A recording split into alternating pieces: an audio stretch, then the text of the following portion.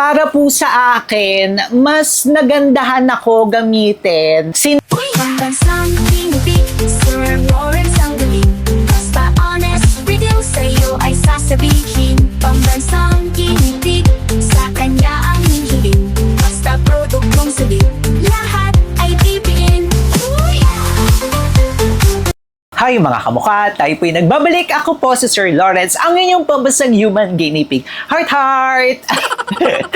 Last time nga po, gumawa tayo ng video natin na hindi ko ina-expect na magugustuhan ko talaga. One of the best na nagamit ko talaga na night cream. Itong Nivea Cream. Ayan siya mga kamukha. Inaraw-araw ko talaga yan at dahil nagustuhan ko siya, bumili pa ako ng isa.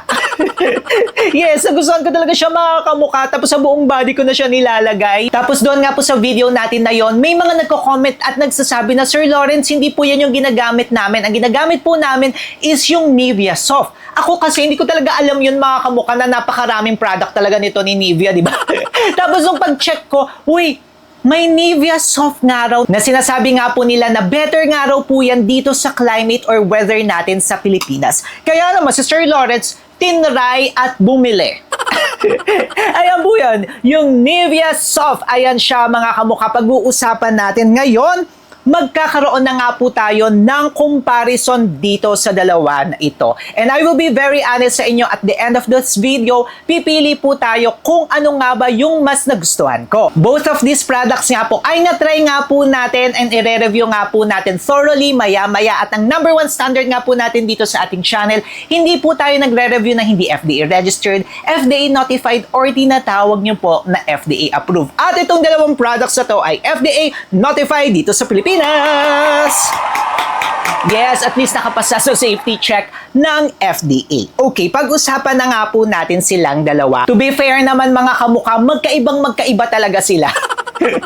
Pagdating sa ingredients, sa texture, sa absorption, magkaiba sila. Pero I'm sure nga, yung iba sa inyo magtatanong, ano nga ba yung pipiliin namin, Sir Lawrence? Okay, let's go first sa ingredients. Diyan tayo magpo-focus kasi nga po, yan yung mag-e-effect sa atin mga kamukha. Para dito po kay Nivea Cream, pinag-usapan na nga po natin last time na may tatlong active ingredients nga po siya, tatlong potent active ingredients. Una na nga po dyan is yung Eucerin or tinatawag po natin na mineral oil. Yes, yung mineral oil na ito, maganda po yan mga kamukha.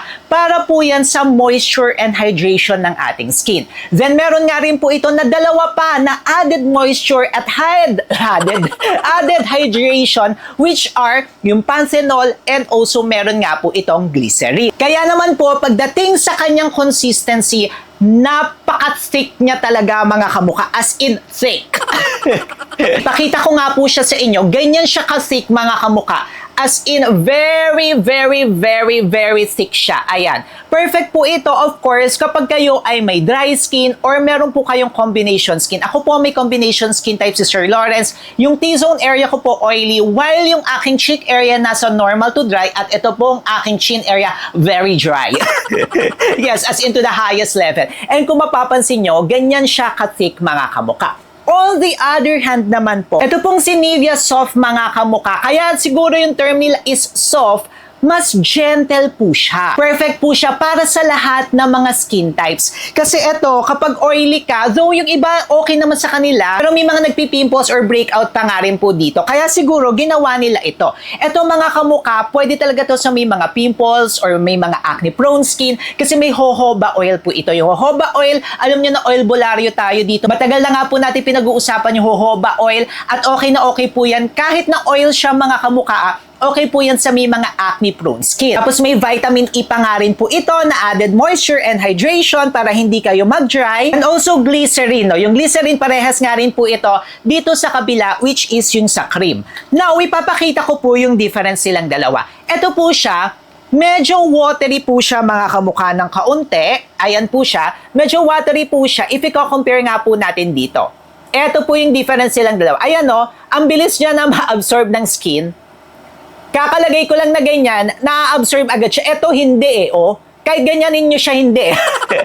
Napakahirap niya mga kamukha. Napaka-thick talaga yung consistency. Ayan, no? Therefore, ito pong si Nivea Cream, may iniiwan po siya na protective coat or protective film. If i-compare po natin dito kay Nivea Soft na wala siyang iniiwan. Ibig sabihin, mabilis po siyang na-absorb ng skin talaga natin. Kung titingnan nga lang po natin yung formulation, yung texture, yung absorption niya, masasabi talaga natin na para sa lahat ng skin types, etong si Soft, if i-compare po natin dito kay Nivea Cream na nasa blue can.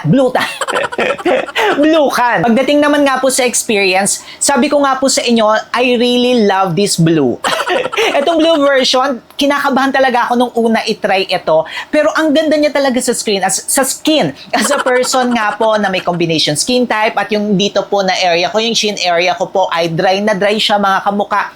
Nagustuhan ko talaga siya. At tapos yung time na yon nag-breakout nga po ako or nag-purge nga po ako sa isang product na tinry natin. At alam nyo, naka-help talaga siya. Okay na okay. Gising ko sa umaga, talagang na-hydrate, naging mask siya, moisturize, tapos hindi ganoon ka-visible yung mga pores ko.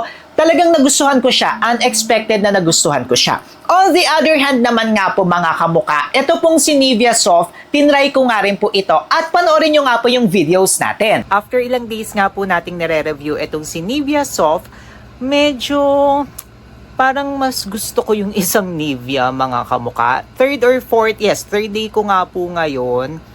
Pero parang mas fresh ako dun sa isa. Pero yun nga, i-continue pa rin natin siyang gamitin mga kamuka.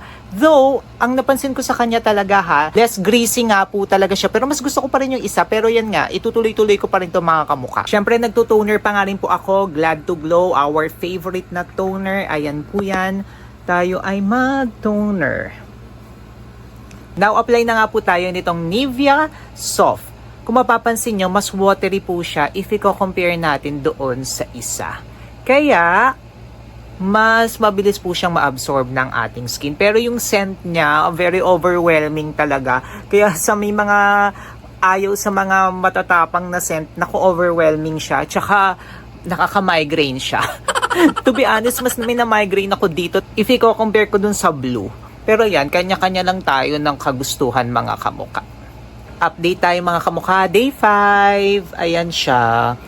Mas fresh talaga tayo nung ginagamit natin itong si Nivea Cream. Kaya ang sabi ko, or ang plano kong gawin mga kamukha, is pagsamahin sila. Sa umaga na lang to, tapos sa gabi silang dalawa. Kasi favorite ko talaga to. Naging pangalawa ko na nga siya mga kamukha. So let's go. Ako ay nagto-toner ulit. Tapos after ng toner, ay yun nga, si Nivea Soft ako. Tapos, magni-Nivea Cream pa ako na color blue. Ayan nga, magni-Nivea Soft nga muna tayo. Ganyan lang siya. Grabe yung tapang niya. Hindi ko rin bet yung tapang niya. Pero very moisturizing siya rin mga kamuka. Kasi yun nga lang, mas nakikitaan ko ng ganda yung isa talaga, yung blue. Grabe yung naging sa akin nun, effect talaga niya. Mas nagandahan ako. Pero sa umaga, hindi ko magamit si color blue eh. Etong isa, kaya ko siyang gamitin sa umaga. Now, eto naman nga po tayo, si Nivea Cream. Ayan talaga siya. Gustong gusto ko talaga ito eh. Mas mahirap siyang i-blend mga kamuka. Pero mas nagagandahan ako. And thick yung consistency niya eh. Mas thick yung consistency niya. Pero mas maganda yung effect sa akin pagdating ng kinabuk. Ayan pa nga lang ngayon, gumaganda na siya talaga. Mas okay siya. Mas nakaka-hydrate siya ng skin ko. And mas nakakaganda siya ng condition ng skin ko. Pero ayan, update ko kayo ulit. Hi mga kamukha, today is morning nga po. Ayan, itatry natin itong si Nivea Soft ngayong umaga kasi feeling ko mas okay siya sa akin sa umaga. Tapos sa gabi si Nivea Cream. So ako po ay magto-toner pa rin. Ito favorite natin. Pangalawa na natin to. Tapos kung makikita nyo, paubos na nga rin po natin ulit siya. Yung Glad to Glow kung gusto nyo pong bumili. Meron po tayo dyan. Nandyan sa YouTube Shopping. May cart po tayo dyan. Diretso check out na rin po kayo. May mga vouchers pa yan. Ang ganda niya kasi kasi okay na okay siya sa skin ko tapos hindi ako nagbe-breakout. Dito nga po sa Glad to Glow. Favorite moisturizer ko nga po is etong sa Aqua, yung I White Korea na Aqua Moisturizer. Tapos tinry ko nga rin po itong sa Casper. Ang ganda rin itong Casper na to. Hindi pa lang tayo gumagawa ng separate review nito. Pero nagandahan tayo. Now, itatry nga rin po natin ito sa umaga. Kasi yun nga, feeling ko mas okay siya sa umaga than sa gabi. Medyo thick pa rin yung consistency niya pero watery talaga siya if i-compare ko nga po doon kay Nivea Cream. Kaya perfect na perfect ito para sa akin sa umaga. Ngayon nga po ako ay mayroong combination skin type at yung dito ko na area, ayan, talaga namang nagdododry na yan. Pero yung amoy niya talaga, Diyos ko, yoko ng amoy. Pwede bang gumawa kayo Nivea ng unscented nito? Nakakaloka kayo. Pero ayan, so far okay naman siya. Kung mapapansin nyo nga po sa videos na napanood nyo mga kamuka, as a person na nanggaling po dito at nagandahan ako, medyo feeling ko downgraded siya. Again, experience ko lamang po ito. Medyo downgrade ng konti itong si Nivea Soft para sa akin. Okay siya sa umaga kasi ito hindi ko siya masyado magamit sa umaga. Okay siya sa umaga, very flexible nga rin po ito.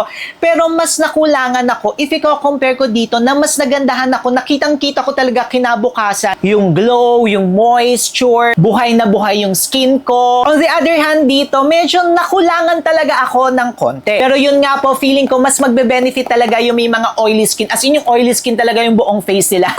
Tapos gusto nila ng mas magaan, mas magugustuhan nila ito. Tapos pagdating sa scent, mga kamuka, though soft yung pangalan niya, mas hindi ko siya nagustuhan. Hindi ko gusto yung scent niya. Ito nga po matapang na. Ito mas matapang nang lalaban talaga sa ilong, ayaw umalis eh. Flexible naman nga po silang dalawa. Pwede nyo silang gamitin sa buong katawan natin. Katulad niyan mga kamuka, na-apply ko silang dalawa. Pwede na yun dito sa buong katawan natin. Ayan siya. Pero sa init ng panahon ngayon mga kamuka, feeling ko mas magugustuhan nyo po itong si Nivea Soft. So si Nivea Soft, pwede nyo po siya kasi gamitin sa buong katawan po natin din. Ayan. Mas maganda siya mga kamuka kasi itong kabila nga po mas thick yung kanyang consistency. If i-compare po natin dito sa kabila, na mas magaan po siya ng konti. Ayan siya. Pwedeng ganyan, tapos mag-alpha arbutin ka, and then pwede nga rin po na maglo-lotion ka. Ito, mag-lotion tayo. Ayan, Nivea pa nga rin to eh. Ang ganda diba? Mga Nivea products sa mga ginagamit natin. In fairness to si Nivea ha. So yun nga po, para po sa akin, mas nagandahan ako gamitin si Nivea Cream. Yes, it was really unexpected mga kamuka, pero mas nagandahan talaga ako. Though okay naman nga po si Nivea Soft, pero as nanggaling nga po kay Nivea Cream, medyo nakulangan talaga ako sa performance ng Nivea Soft. Okay siya, pero kulang. Kayo ba mga kamuka, anong masasabi nyo? Very honest talaga tayo dito sa ating channel ha. Anong masasabi nyo dito sa dalawang ito? Anong mas nagustuhan nyo? Mag-comment kayo dyan sa baba at magkwentuhan tayo. Siyempre, kung gusto nyo mapanood yung Nivea Cream natin na video natin ito, ayan, nakakadalawa na nga po tayo. Ayan, may separate video tayo dyan. Siyempre, mag-subscribe na rin kayo kay Sir Lawrence. Paano ba yan mga kamuka? Kung may mga gusto pa kayong ipa-review sa akin na mag-comment kayo dyan, kwentuhan tayo. Click nyo na to para hindi nyo ako ma-miss. Go, go, go na yan mga kamuka. Watch na kayo.